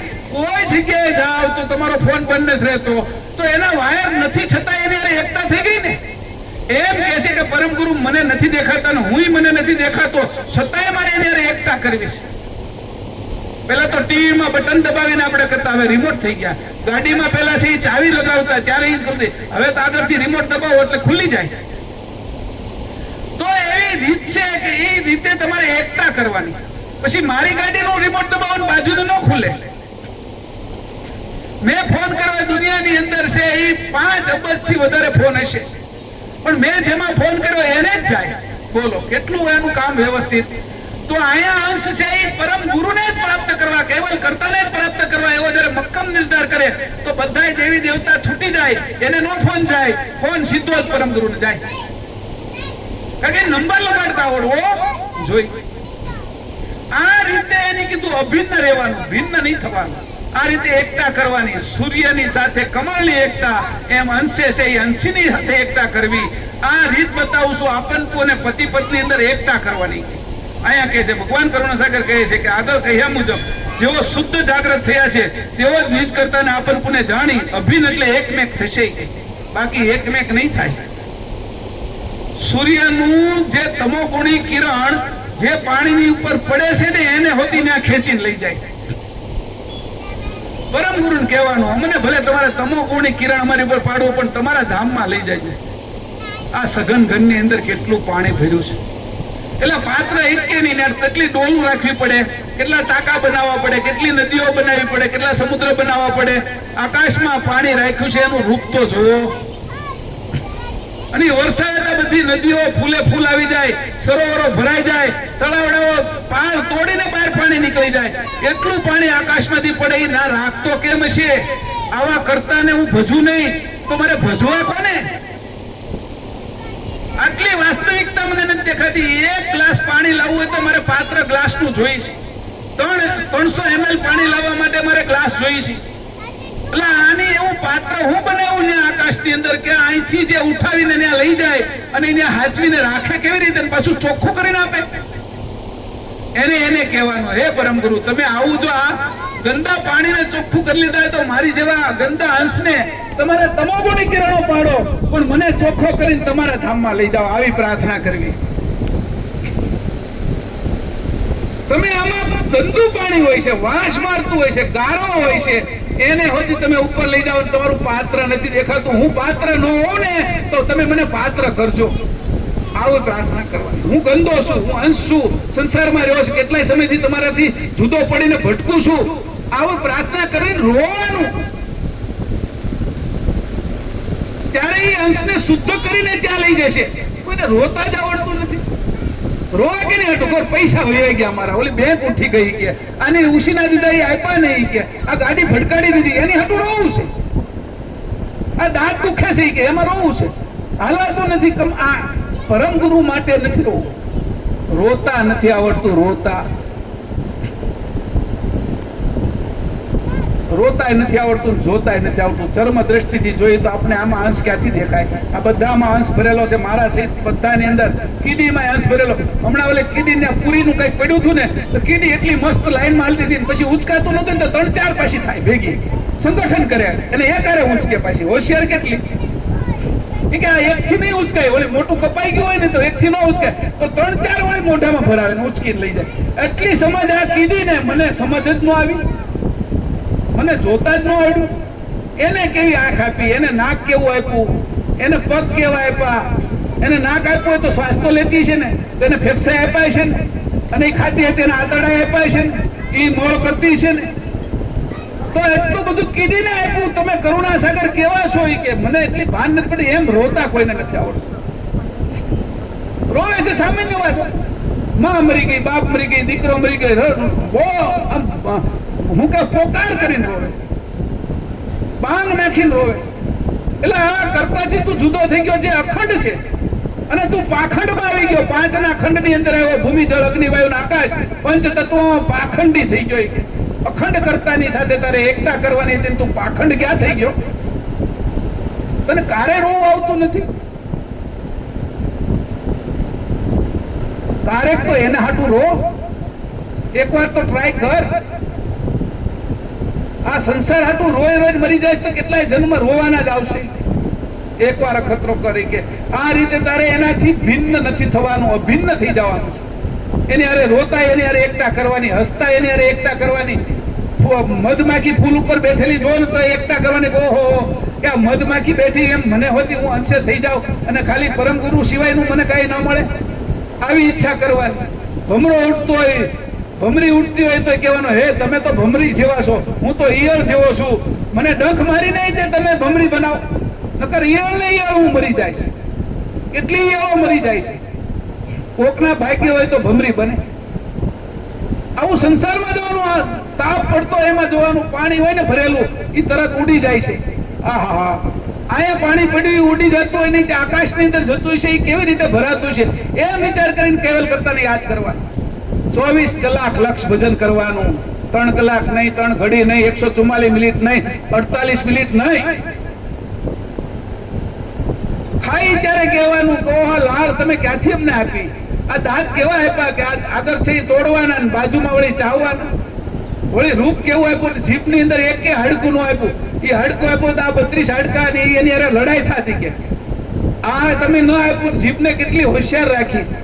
વળી બધા સ્વાદ આપે અને એ સ્વાદ પારખે એવું તમે કર્યું. ગળું કેટલું સારું આપ્યું, બોલું તો વાંધો આવતો નથી. આ અન્નનળી અને શ્વાસ નળી જુદી આપી, એમાં વળી ક્યારેક ઓતરાઈ જાય ને ઉધરસ આવવા મળે. ખાતા ખાતા ખબર પડે કે આ નળીમાંથી આ નળી મોઈ ગયું. તમે કેટલું હોશિયારીથી કામ કર્યું છે, મને કેવું શરીર આપ્યું, એમ કરીને પરમ ગુરુવારે લક્ષ લગાવવાનું. એમને કાચમાં જોતા હોય ને તો જોવાના આ પાપડ વધતી નથી ને આ દાઢી રોજ વધે છે. આ પાપડના વાળ તમે કેમ બનાવ્યા, દાઢીના વાળ કેમ બનાવ્યા, બે જુદા કેમ કર્યા, જન્મો ત્યારથી વધી નથી, એમ કરીને પરમ ગુરુને યાદ કરવા. 24 કલાક પરમ ગુરુની ભક્તિ જેને કરતા આવડે છે એ જ અંશ પોતે સુખ ચીન લઈ શકવાના છે. એ રીત બતાવું છું, એ વિધિ કહું છું તમને. લક્ષ ભજન કર્યું એ સામાન્ય ગતિનું છે. 48 મિનિટ બેહવું, નાક ઉપર દ્રષ્ટિ કરવી, ભ્રુકુટી ને ત્રિકુટી, એનું એ સામાન્ય છે. જ્યારે સામાન્ય થી ઉપર ઉઠશો ત્યારે 24 કલાક લક્ષ ભજન આવશે. ઊંઘમાં હોતી ખબર પડશે કે ઓહો કરતા હમણાં હું હોઈ જઈશ ને તો તમે મારી અંદર જે બધી ઉપાધિ મૂકીશ ને એને તમે તમારી આગળ લઈ લેશો, અને હું જાગીશ ને તો તમે મને આપી દેશો. કે ઉઠતી વખતે હોતી એને યાદ કરવાના, જાગતી વખતે એને યાદ કરવાના. એની સિવાય પૃથ્વી તમે બનાવી, આ જળ તમે બનાવ્યું. હમણાં મને સંદાસ લાગે, સવારમાં ઉઠીને પેશાબ લાગે, એની હતી વ્યવસ્થા તમે કરી. આ ગટરો બધી ભરાઈ જાય છે એને હોતી તમે છલકાવીને બહાર કાઢી નાખો છો. નકર આ કચરો 3 દી નો ધોવાનું હોય ને ત્યાં હાલત શું થાય આપણી? આમ કરીને જ્યાંથી નીકળે, જ્યાંથી બેઠા, સંદાસમાં બેઠા હોય, ખાતા હોય, પીતા હોય, રોડ ઉપર જાય, એમ બધા પરમ ગુરુને કહેવલ કરતા જેને દેખાય ને એ જ ત્યાં પહોંચી શકે. બીજું કાંઈ દેખાય નહીં. જે પ્રેમી હોય ને એને પ્રેમિકા જ દેખાતી હોય સામે, અને પ્રેમિકાને પ્રેમી જ દેખાતો હોય. એમ કહેવલ કરતા આપણા પતિ છે એને એવો પ્રેમ કરવાનો કે ઊંઘમાં એ જ દેખાય. એની રગરગમાં, એની લોહીમાં, એના એક એક અણુમાં, એના શ્વાસમાં પરમ ગુરુનો શ્વાસ આવવા મળે. એના અંદરના હોર્મોન્સ ફરી જાય, બધા સ્રાવો જુદા થવા મળે. ભક્તિ, પ્રેમ, વૈરાગ્યના સ્રાવો ઝરવા મળે. સંસાર ઉપર વૈરાગ્ય આવી જાય, સંસારમાં રહેતોય, અને પરમ ગુરુ ઉપર ભક્તિ આવી જાય, કેવલ કરતા ઉપર ભક્તિ આવી જાય. અને આ બે વસ્તુ થાય એટલે જ્ઞાન તો હારવાર જ આવે. ભક્તિ, જ્ઞાન ને વૈરાગ્ય સહજ થઈ જાય. એના માટે આ બધા મહેનતો કરવાની જરૂર નથી. મારો તું છો ને હું તારો છું, બીજું મને કાંઈ નથી દેખાતું. આ લક્ષ પકડી રાખવાનું. લક્ષ ભજનની વિધિ બતાવી છે 84માં અંગમાં, 82માં એ બતાવ્યું છે. એ બધી વસ્તુ તો 3 કલાક કરીને મૂકી દેવાની એ નહીં, 3 ઘડી કરીને. 1 ઘડી 48 મિનિટ કરીને મૂકી દેવાની નહીં, 2 ઘડી 96 મિનિટ કરીને મૂકી દેવાની નહીં. મારે તો 24 કલાક જાગતા ઊંઘતા દરેક અવસ્થામાં, જાગ્રત હોય, સપનો હોય, સુષુપ્તિ હોય, તુરિયા હોય, ઉન્મુની હોય, બધાની અંદર તારી જ ભક્તિ કરવી છે. વેપારી હોય ને, જે સાચો વેપારી, એની ચમડી તૂટે પણ દમડી ન છૂટે. ગમે એની આગળ આવે ઘરાક, એમાંથી રૂપિયો કેમ મળે એ જ એની નજર હોય. એમ આપણી પણ નજર એમ જ હોવી જોઈએ. કામી હોય ને એને કામ ઉપર જ નજર હોય, વાસના ઉપર જ નહીં.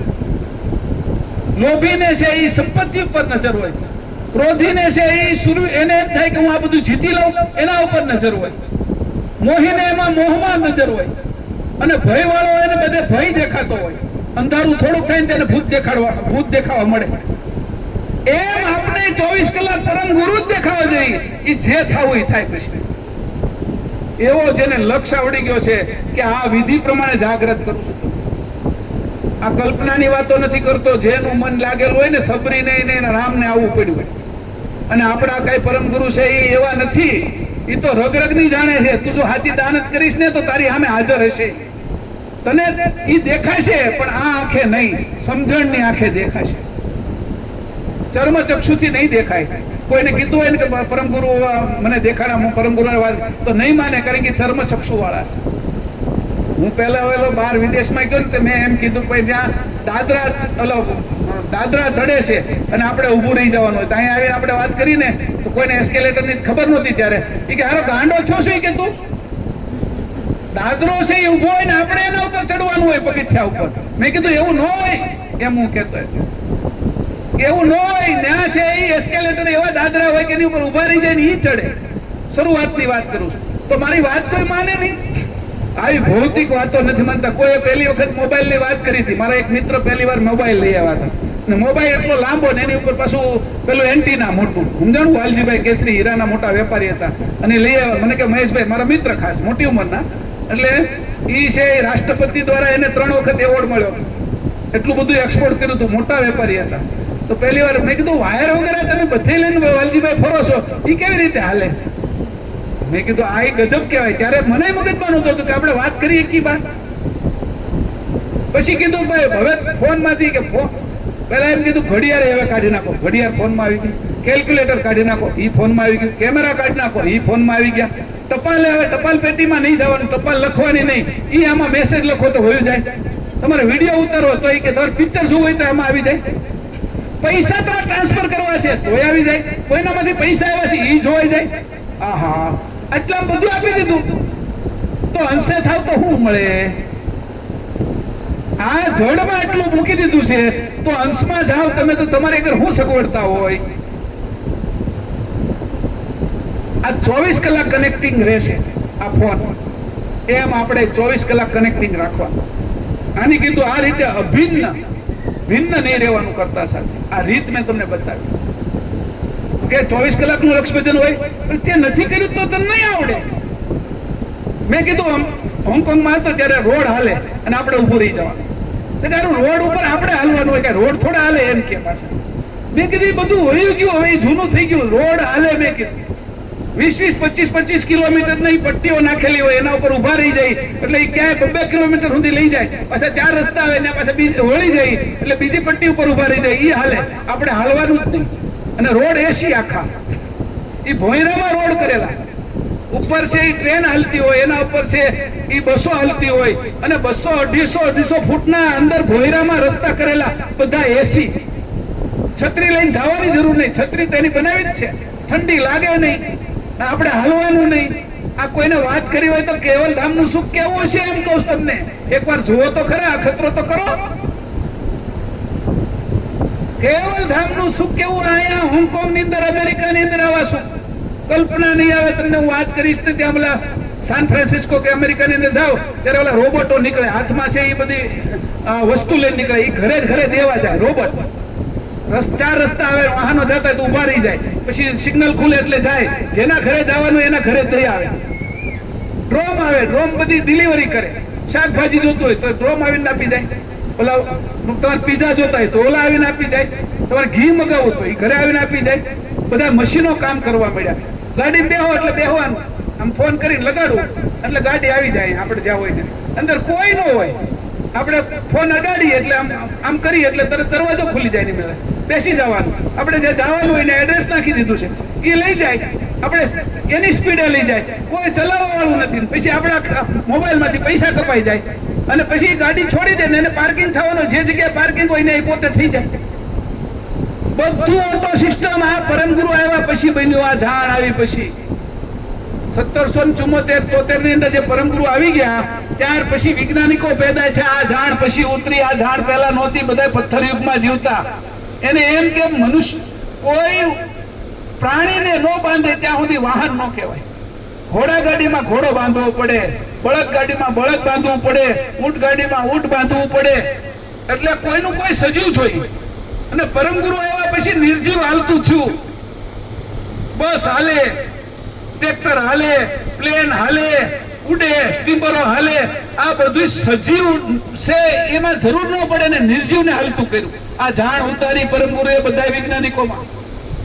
આ બધા જે સાધુઓ સારસામાં રહેતા હતા ને એ બધાને મોકલી દીધા. જાઓ બીજા દેશોમાં વૈજ્ઞાનિકો છે ને એ બધા કોઈ મોબાઈલ ગોત્યો, કોઈ ફોન ગોત્યો, કોઈ વીજળી ગોતી, કોઈ કોમ્પ્યુટર ગોત્યું, કોઈ મશીનો ગોત્યા, કોઈ બસ ગોતી, કોઈ ટ્રેન ગોતી. આ રાઈટ બંધુ છે પ્લેન ગોત્યા. એ બધું પરમગુરુ આવ્યા પછી જો આ પૃથ્વી કે દૂરી હાલે છે.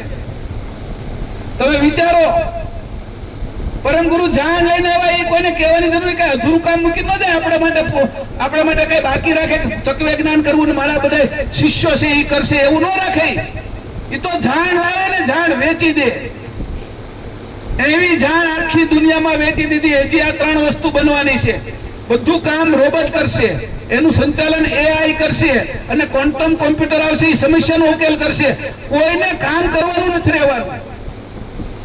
તમારા 5 વર્ષ પછી શરીરની અંદર કયો રોગ થશે એની દવા અત્યારથી ઘરમાંથી આપશે. એવી બધી વ્યવસ્થા થઈ ગઈ. હું કલ્પના નથી કરતો. આ ફોન આવે ત્યારે તમને એમ લાગતું હશે કે આ બધી કલ્પના નથી. આ બધું જ્ઞાન પરમ ગુરુ જાણ ઉતારી રહ્યા છે. એમાં આપણું કઈ કામ જ નથી. આ લોકો માટે આપણે એના થઈ જાય તો આપણે કેવું પ્રાપ્ત કરી. હવે આ બધું જો પૃથ્વી ઉપર ઉતારવાનું હોય તો કેવલધામ કેવું છે. એટલે કીધું તું જો મારી અરે અભિન્ન રહે, જાગ્રત રહે શીખે તો તને આ બધું મળશે. કે લાલચ નથી આપતા, આપણા સ્વરૂપે કરવા માટે કે છે. તમે વિચાર કરશો ને, પેલા કોઈને કોઈ સજીવને તમારે બાંધવું પડતું, ત્યારે એ આપણી ઘોડા ગાડી, ઊંટ ગાડી એ હાલતું. આજે કાંઈ સજીવ નથી ને આખું હાલે છે. 100 જણાની બસ આવે, 40 જણાની બસ આવે, અને 1200 જણાની ટ્રેન હાલે, અને 749 જણા તો આકાશમાં ઉડી શકે સામાન સાથે. અહીંથી અમેરિકા પહોંચી જાય એટલી વ્યવસ્થા જડે કરી. તમે વિચાર કરો, આ જાણ આવી ક્યાંથી? આ જાણ પરમગુરુ ચેતન સિવાય કોઈને હોય જ નહીં. જડને જાણ હોય. કોને ખબર છે હું હોનું છું? એ તો ચેતન છે, એની કિંમત કરે છે. હીરાને ખબર છે હું હીરા છું. આ વનસ્પતિને ખબર છે કે હું વનસ્પતિ છું, હું ઔષધિ છું. એ તો ચેતન નક્કી કરે છે. લીમડાને ખબર નથી મારું નામ લીમડો છે. એ તો આપણે પાડ્યું છે. આ ટીપાઈને ખબર નથી હું ટીપાઈ છું. આ માઇક્રોફોનને ખબર નથી કે હું માઇક્રોફોન છું. એ તો આપણે પાડ્યું છે. ચેતનની તાકાત તો જુઓ. એક વસ્તુ ઉપર નામ ઠોકી દીધા. એક એવી વસ્તુ દ્રશ્ય કે અદ્રશ્ય એવી ન રહેવા દીધી, એનું નામ ન હોય. આંખ બનાવીને તો આંખ દેખાય છે, તો પછી દ્રષ્ટિનું નામ પાડ્યું. દ્રષ્ટિ દેખાતી નથી, દ્રષ્ટિ બધું જોવે છે. નાક બનાવવું તો નાક દેખાય છે, સુગંધ દેખાતી નથી, દુર્ગંધ દેખાતી નથી, એનું નામ પાડ્યું દુર્ગંધ અને સુગંધ. કાન દેખાય છે અને શબ્દ અવાજ એ દેખાતો નથી, અને છતાંય છે, એનું નામ પાડ્યું. જીભ દેખાય છે, સ્વાદ દેખાતો નથી, એનું નામ પાડ્યું સ્વાદ. ખાટો, તીખો, તુરો, ગળ્યો, મીઠો. જુઓ તો ખરા આ ચેતનની કરામત તો જુઓ. આમાં હવે જડતામાં કેમ જઈશું? જડ વસ્તુમાં આપણો જીવ કેમ નાખશું? ચેતન ઉપાસના છે આપણી. અને જડ આ કીધું ને, ચેતન ઘાત કરી જડ પૂજે. આ બધા જે ચેતનનો ઘાત કરે છે, ચેતનને મારી નાખે છે અને જડની પૂજા કરે છે, એ લોકો ક્યાં જશે? આપણે ચેતન થવાનું છે, આપણા સ્વરૂપે થવાનું છે. આ જડમાં આવ્યા ને જડ જેવા થઈ ગયા છે. શરીર ધારણ કર્યું ત્યારથી હું નામ રૂપ અને ગુણમાં ફસાઈ ગયો. તું એને ચલાવનારો છો. પહેલા તું કઈ થોડો કાર થઈ ગયો છો, તું થોડો મોટર થઈ ગયો છો. મોટરને ચલાવનાર તું છો. ભલે ને ગમે એટલું સારું હોય, એમાં એસી હોય, ટીવી હોય, એની અંદર લાઇટો હોય, સોફા હોય, જે અંદર ટેપ હોય, બધું હોય, પણ એ બધું સાધન છે. આ શરીર સાધન છે તારું. 5 શરીર સાધન છે. તું એ સાધનથી અલગ થવાનો પ્રયત્ન કર અને કેવલ કરતા અરે અભિન્ન રહે તો તને આ બધું જ મળશે. છેલ્લી ચોપાઈ, તેહી દર્શાવત સદગુરુ જહી ખુદ સે બુધ લાઈ, बिनु खुद की बुध जेहि जन ओरली कहत बनाई, तेहि दर्शावत सदगुरु जेहि खुद से बुध लाई, बिनु खुद की बुध जेहि जन ओरली कहत बनाई, ओरली कहत बनाई. ઉપર મુજબની લક્ષણા માત્ર સદગુરુ જ દર્શાવી શકે, કારણ કે તેઓ ખુદ કેવલ કરતા પાસેથી બુદ્ધિ લાવીને દર્શાવે છે. વળી જેની પાસે ખુદની બુદ્ધિ નથી એવા તમામ ગુરુઓ ઓરલી એટલે આ બાજુની બુદ્ધિથી બધી વાતો જણાવે છે. ઓરલી એટલે નિરંજનની નીચેની ઈચ્છા વૃત્તિથી જે કાંઈ પેદા થયું છે એ ઓરલું છે. અને ઓરલાનો અંત એટલે નિરંજન જ્યારે જ્યોતિનારાયણ થાય એટલે એ ઓરલાનો અંત છે. બ્રહ્મ ઓરલાનો અંત ગણાય. ઓરલું એટલે આ બાજુનું એ બધી આ બાજુની બુદ્ધિ, જન્મથી જે મારી બુદ્ધિ છે એ બુદ્ધિની અંદર મારો કેમ જન્મ થયો એ મને ન ખબર પડે. જન્મ પહેલાની બુદ્ધિને જાગૃત કરવી પડે. માના ઉદરની અંદર મારા કાન કેમ બન્યા છે, એનો પડદા કેમ બન્યા છે, આંખ કેમ બની છે, કીકી કેમ બની છે, જીભ કેમ બની છે, એના સ્વાદની ઇન્દ્રિયો કેમ બની છે, એ માના ઉદરની જે બુદ્ધિ હોય એને પણ જાગૃત કરવી પડે. અને છેલ્લે અંશની બુદ્ધિને જાગૃત કરવી પડે. આ તો જન્મ પછીની મરવાવાળી બુદ્ધિ છે. જે વ્યવહાર કર્યો, જે અનુભવ આ વ્યવહારનો કર્યો છે, અનુભવવાળી બુદ્ધિ ઓરલી છે. આ બાજુની બુદ્ધિથી ત્યાં ન જવાય. આ ઓરલી બુદ્ધિને છોડવી પડશે, ઓરલીને સમજીને છોડવી પડશે. પહેલા ધોરણની બુદ્ધિ હોય ને એની બુદ્ધિ હું રાખ્યા કરું તો બીજા ધોરણમાં ન જવાય. પ્રાથમિકની બુદ્ધિ હોય, 7 ધોરણની બુદ્ધિ હોય અને હું એ જ બુદ્ધિમાં ચોંટો રહું, એની આગળની બુદ્ધિ મારે પ્રાપ્ત જ ન કરવી હોય તો માધ્યમિકમાં ન જઈ શકું. માધ્યમિકની બુદ્ધિ હોય અને હું આગળ જવાની ઈચ્છા ન કરું અને ઉચ્ચ માધ્યમિકની બુદ્ધિ ધારણ ન કરું તો હું ઉચ્ચ માધ્યમિકમાં ન જઈ શકું, કોલેજમાં ન જઈ શકું, ડોક્ટર ન થઈ શકું. એ બુદ્ધિ ધારણ કરવી પડે, એ સમજણ ધારણ કરવી પડે. એ ડોક્ટર થાય, વકીલ થાય, એન્જિનિયર થાય છે, મોટા વૈજ્ઞાનિકો થાય છે, એને કઈ 2-3 વધારે કાન ને નાક ને હાથ ને પગ નથી હોતા કે માતાજીની છે એને વધારે હાથ કરી દીધા. માણસની બુદ્ધિ પ્રમાણે જ ભગવાન બનાવે. વધારે બનાવે તો હાથ કરી નાખે. પણ માણસને માતાજી બનાવાય કે 8 હાથ અને આ બધાના હાથમાં આયુધ મૂકી દે. કોકને વળી છે એ 10 માથા બનાવી દે, કોકને વળી બ્રહ્માજીને 5 માથા બનાવી દે. પણ માણસના તે કીડી ભગવાન ઉત્પન્ન કરે એના તો એની ધારણા હોય એ કીડીના હાથ પગ વધારે. હવે હાચા કરતા કેવા છે એની તો ભાન જ નથી પડતી, અને હું હાચો કેવો છું એની મને ભાન નથી પડતું. હું તો દેહ ભાવ, શરીર ભાવ, હાથ પગ આ બધું જે મને દેખાય છે, મન બુદ્ધિ ચિત્ત અહંકાર ગુણ ગણ એની અંદર જ ફસાયેલો છું. હું હાચો કેવો છું એ મને ખબર નથી પડતી, તો હાચા કરતાની ખબર નથી પડતી, એટલે આપણી જેવા કરતા માની લીધા. હું હમણાં ઘણાને કહું છું, મેં કીધું અરે તમે બધા ફોટાની અંદર ભગવાનને માનો, મૂર્તિમાં ભગવાનને માનો, તો મેં કીધું હાચા ભગવાન આવતા જ નહીં હોય. તમારી માન્યતા જ એવી જડ થઈ ગઈ છે કે હાચા ભગવાન આવે ને તો તમે જોઈ ન શકો. તમારી માન્યતા એવી જડતા કરી લીધી છે કે ભગવાન છે એ હાચા આપણી આગળ આવે જ નહીં. એમ એ તો મૂર્તિમાં જ હોય, ફોટામાં જ હોય, કલરમાં જ હોય, છબીમાં જ હોય. આવી માન્યતા મારા મગજમાં ઘૂસી ગઈ છે એટલે હું છે એ હાચા ભગવાનને પ્રાપ્ત નથી કરી શકતો અને હાચા મારા સ્વરૂપને પ્રાપ્ત નથી કરી શકતો. જે લોકોએ પૂર્વગ્રહ બાંધ્યા ને એ બધા આઈના રહ્યા, અને જેને પૂર્વગ્રહ છોડી દીધા ને એની ઉપગ્રહ છોડ્યા. પેલા પથ્થરો ઉપર નાખે ને તો હેઠે પડતો હતો, અને અત્યારે ઉપગ્રહો છે ને એ હજારો કિલોના ઉપગ્રહો આકાશમાં ફરે છે, હેઠા પડતા નથી. જેની પૂર્વગ્રહ છોડ્યા કે પથ્થરો હેઠો જ પડે, પણ એ તારા ભાવ છે, પથ્થરો હેઠો છે ન પડે એવું મશીન બનાવાય, એવી બધી વસ્તુ કરી. આજે આકાશની અંદર છે ઉપગ્રહો છે, આ ફોન હાલે છે, ટીવી હાલે છે, બધા જે આપણા બધા જે સાધનો છે જે લશ્કરના એ બધા એનાથી હાલે છે. આકાશમાં એ ફરે છે, હેઠા નથી પડતા. એની પહેલા ધારણા એવી હતી જે નાખો ને ઉપર હેઠું જ પડે. એ પૂર્વગ્રહ છે, તારા પૂર્વગ્રહ ન છોડે ને તો ઉપગ્રહ ન છૂટે તારાથી. એટલે જેની પૂર્વગ્રહ છોડ્યા એની ઉપગ્રહ છોડ્યા. એને એમ કે પ્લેનમાં આકાશમાં ઉડી શકાતું છે. ઓલા રાઈટ બંધુએ 1903માં 24 સેકન્ડ ખાલી પ્લેન ઉડાડ્યું. 24 સેકન્ડ ખાલી પ્લેન ઉડાડ્યું પહેલું. તેના મગજમાં વિશ્વાસ આવ્યો કે 24 સેકન્ડ ઉડ્યું હોય કે. અને આજે છે એ 3 દિવસ પ્લેન ઉપર ઉડે છે, અને રોકેટ છે એ ચંદ્ર સુધી જાય છે. એ ધારણા હતી 1903માં, એ તોડી નાખી એની રાઈટ બંધુએ. અને આજે 3 લાખ પ્લેન અત્યારે આકાશમાં છે આખી દુનિયામાં. 3 લાખ પ્લેન આકાશની અંદર ઉડતા છે અત્યારે. આજે હું કહું છું આમાં આનો એપ છે, એની અંદર કેટલા પ્લેનો આકાશમાં ઉડતા છે એ દેખાડે. ખાલી 123 વર્ષની અંદર આ સૃષ્ટિ બની ત્યારથી 123 વર્ષની અંદર આ જ્ઞાન આવ્યું. આપણી ધારણા કેવી છે? ભગવાન એટલે મૂર્તિમાં, ભગવાન એટલે મંદિરમાં, ભગવાન એટલે ફોટામાં. આ ધારણા જ્યાં સુધી રહેશે ને ત્યાં સુધી હાચા ભગવાનને આપણા હાચા સ્વરૂપને પ્રાપ્ત નહીં કરી શકીએ. મક્કમતાથી કહું છું આ વાત. જે લોકો વિચાર જ ન કર્યો કે આપણે હોની સ્પીડે દોડી શકીએ, એની વિચાર ન કર્યો ને એને કોઈ સાધન જ ન મળ્યું.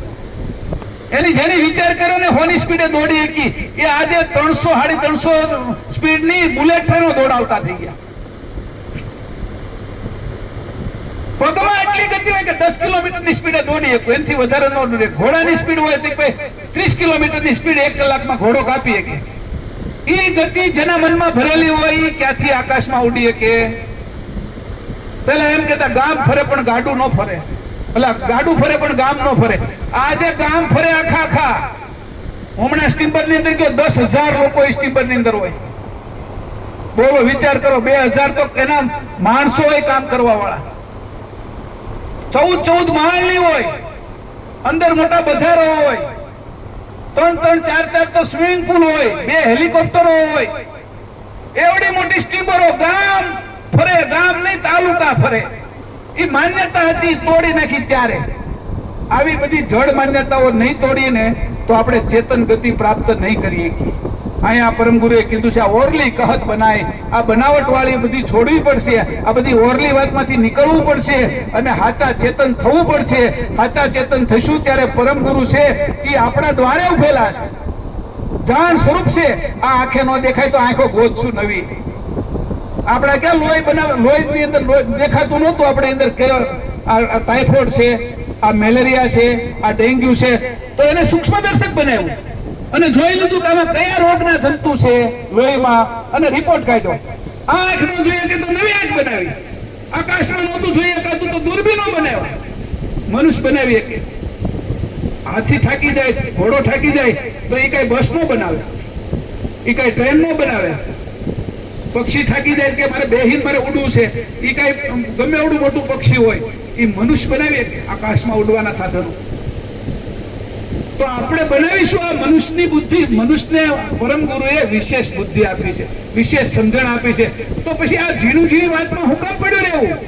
જેની આપણે આપ્યું છે એવા કેવલ કરતાને જ ન પ્રાપ્ત કરીએ. આ મુદ્દો લઈને આપણે અહીંથી જવું જોઈએ. આ જો 25મી સાલગીરી અહીંયા ઉજવતા હોય તો હવે એમ સમજી લીજો